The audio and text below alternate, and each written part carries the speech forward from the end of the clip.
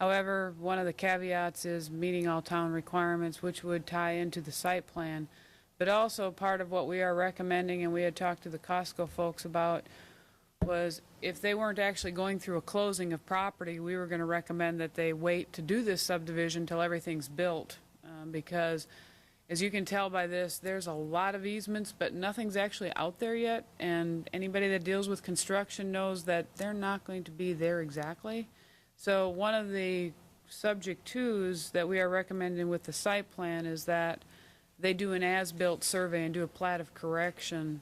So that would take care of some of the problems that Noah is pointing out with regards to that. But if we know there's modifications before they actually record this plat, the purpose is so that they can schedule their closing for the purchase of the land, and then they can do the modifications when they do the as-built plat of correction. I specifically just wanted to point out the comments that would be specific to the re-subdivision, so we could deal with that as a bounded discussion topic and not get the mixture and get this confused. I think we want to make sure we're hearing everything to do with the re-subdivision first. That's what's the way it's presented on the agenda, and any comments there, and then proceed to the site plan, where I think there'll be considerable discussion. So any comments on the site re-subdivisions? Yeah, and again, sorry. No, from anybody. Ruth addressed my, kind of ties it all together. Obviously, if there was corrections later on, the plat could be re-recorded, so. Yeah. Mm-hmm. I'd like to make a motion. Subject to the stipulations. I'll second. All those in favor? Aye. Opposed? Now we move on to number 10. Discussion and public hearing on a site plan for Costco Wholesale, 10745 Kingston Pike, located on the northwest corner of Kingston Pike and Lovell Road, approximately 24 acres, zone C-1, and floodplain, and variance request from the Farragut Municipal Code, Title 16, Chapter 4, driveways and other access ways, Section 16-4061. Distance requirements: B, distance between driveways, Kingston Pike and Lovell Road, all 11 LLC applicant. We'll talk about the variances first, then we'll kind of go into transition to some of the stuff that Tom Rossile has brought up. This is the site. The first order of business is the variances request for access. This is an unusual situation. We don't really ever deal with this. Can't remember really dealing with this before. In that we have a large site that accesses two state roads, neither of which are in the town of Farragut. They are in Knox County's jurisdiction and TDOT's. Generally speaking, when we are accessing this Kingston Pike, that section of Kingston Pike was within the town of Farragut. However, our access regulations don't state whose arterial it is. The primary purpose behind our access regulations is life safety and safety of the users of the roadway, as well as the users of the facilities that they're going to. And so in this particular case, we actually met with the applicant's designer several months ago and talked about the ideal locations for access, and they did some modifications, actually eliminated an access on Lovell Road and came up with their proposed location, which lines up with the Arcadis, if you are familiar with Lovell Road in that area. That location is actually 167 feet to the south of one driveway and 236 feet to the north of two existing curb cuts.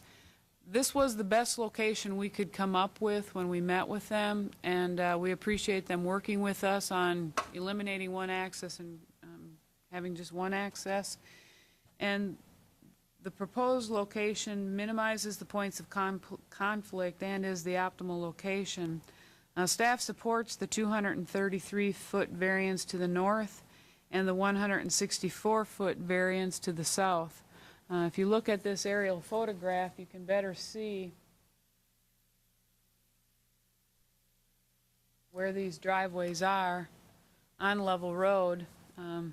This is the Arcadis access where the traffic signal will line up. This is the driveway into the church to the south of the proposed access, and this driveway actually goes back, and then it falls off the aerial photograph. But the other large church's access is actually farther to the north. This isn't the access to the church.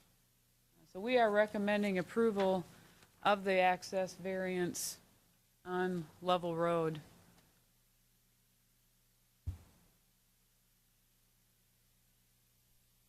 So I don't know if you want me to keep going, or you want to take action on that, and then you go on, or what's your preference? Couple of questions. I guess one, mostly to do look at the analysis that went into the discussion, and with the proximity of any drive on that front that with any high traffic that this will have. Was there any modeling done relative to peak times, traffic counts, where relative to all the traffic coming off Lawville Road, for instance? Oh, yeah, or there's vice a versa? book this thick. Yeah, but And there are several people in here that can answer those questions, including Daryl Smith. So if you have detailed questions with regards to that, I will defer to someone that can better answer those with regards to this particular. But yes, it was looked at, and I get a feel for some they of the are- more complicated situations, with what peak times and kind of what's This is stacking up in turns, maneuvers, and what have you, a little bit better This relative is- to that proximity to the main intersection. Yeah, I think actually kind of a highlight of that would be helpful, because the homeowners would like to get some idea of the percentage of traffic on Kingston Pike versus Level Road. Is it 60-40? Is it 50-50? How much is turning right? Because that will give them some indication of just how difficult it is to be able to get out of their subdivision. Do you want me to explain the other access variance right away, so then kind of have that background you and can then do that, kind of yeah, go into the exactly. other? The other one is on Kingston Pike. And the proposed new driveway into Costco is at fairly close to the location where the existing driveway is to the house.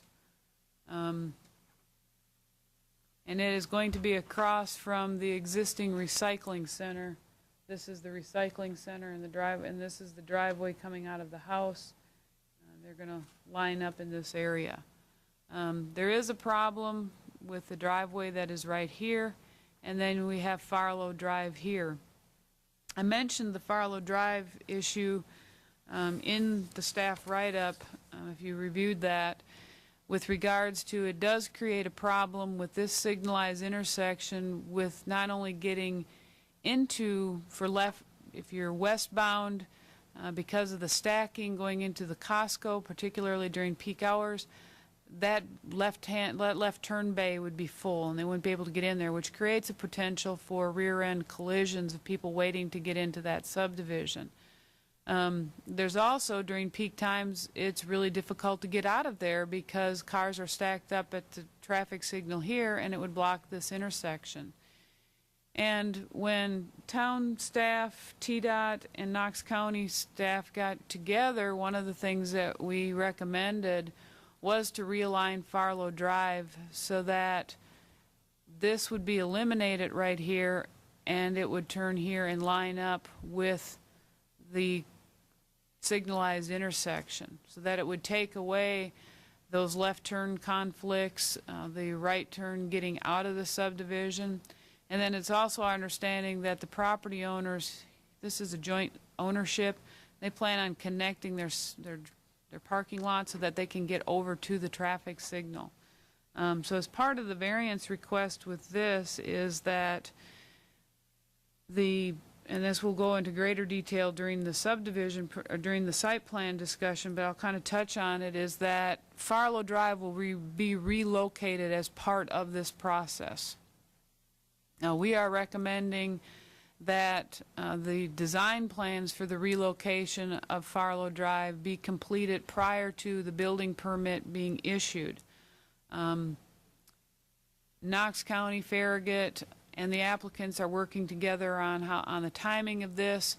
This is Knox County's jurisdiction, so that once Knox County has approved the roadway realignment plans, then we would release the building permit and rely on Knox County to take over from there to make sure that that is completed. The anticipation is that the realignment of Farlow Drive would be completed, you know, in the ballpark of when Costco is completed.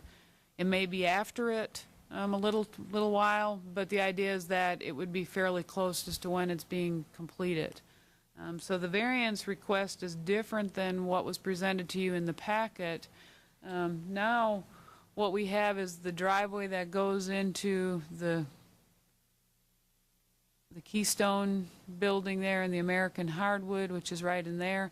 That is actually 300 feet away from this.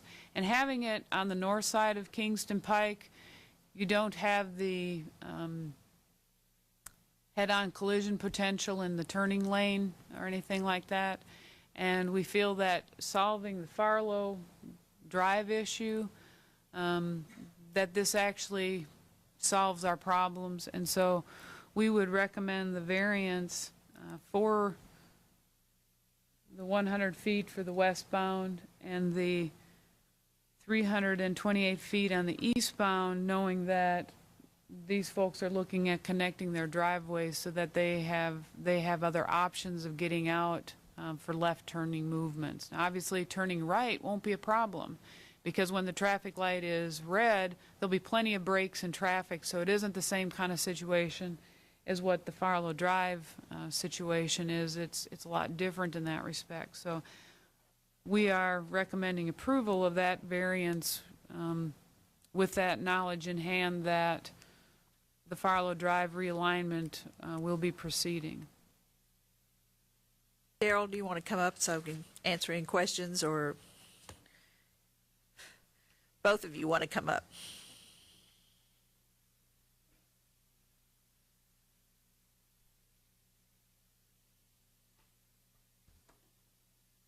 Ruth, in this scenario, who would be responsible for the right-of-way acquisition?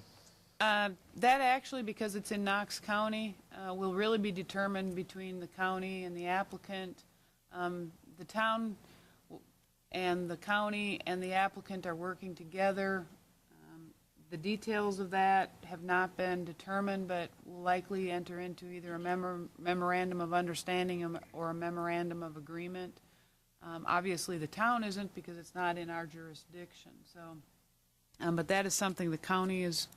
I guess what I could see is if we have a property owner on the other side of the street that may go willingly or unwillingly, and we just all of a sudden it creates a caveat for this whole thing to work, and it'd be nice to avoid eminent domain on somebody's property for the purpose of developing somebody else's property. I'm actually going to defer to David Smolk because he's been involved in the discussions with that, and I don't know if there really is an answer, so I'll defer to him as to whether there is an answer or there may not be yet at this point in time. But this is kind of an odd situation because we are dealing with, TDOT doesn't want the access either without the Farlow Drive being realigned. Knox County is wanting it realigned because it's accommodating their residents, and obviously we want it realigned because it's a safety issue, and that's really where you all come in with your role as the Planning Commission, that you're not wanting to approve something where, you know, you're not approving something as an island. You know, the world does continue after our corporate limits, and so this is definitely a unique situation, but I know David has worked and had numerous meetings with them, so I will defer.